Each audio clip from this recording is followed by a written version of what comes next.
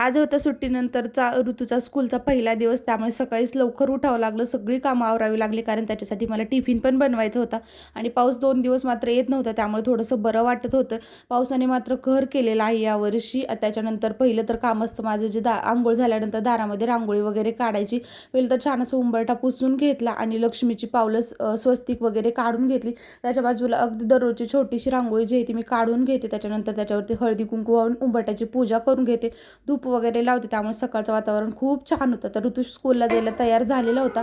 ऋतूला tata bye bye केलं आणि सगळं बाकीची जे पण काही किचनमधली कामं होती ती आवरली आणि भरपूर दिवस झाले हे माझं म्हणजे लक्ष्मीपूजनला जेवढे पण काही मी देवाचे भांडे काढले होते ते तसेच होते घासायचे. त्यामुळे पहिलं तर जे आहे ते सगळे जे पण देवाचे भांडे वगैरे होते पितळेचे, तांब्याचे आणि चांदीचे ते सगळे पितांबरीनं छान असे घासून घेतले आणि पटकन पुसून पण घेतले.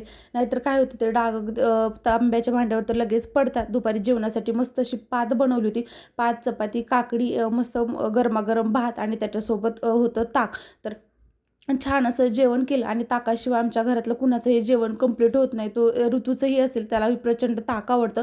संध्याकाळी मस्त हदग्याची भाजी केली आणि चपाती बनवणारच होते. तोपर्यंत ऋतूला इच्छा झाली पाणीपुरी खाण्याची. भरपूर दिवस झालं होतं त्याचं पाणीपुरी खायचं चालू, त्यामुळे पाणीपुरी त्याला खाऊन आणली. आम्ही दोघांनी मात्र काही खाल्ली नाही आणि घरी आल्यानंतर पटकन अशा गरमागरम छान अशा चपात्या केल्या. ऋतूच्या पप्पांना गरमागरम चपाती खूप आवडते, त्यामुळे करत करतच त्यांना पहिलं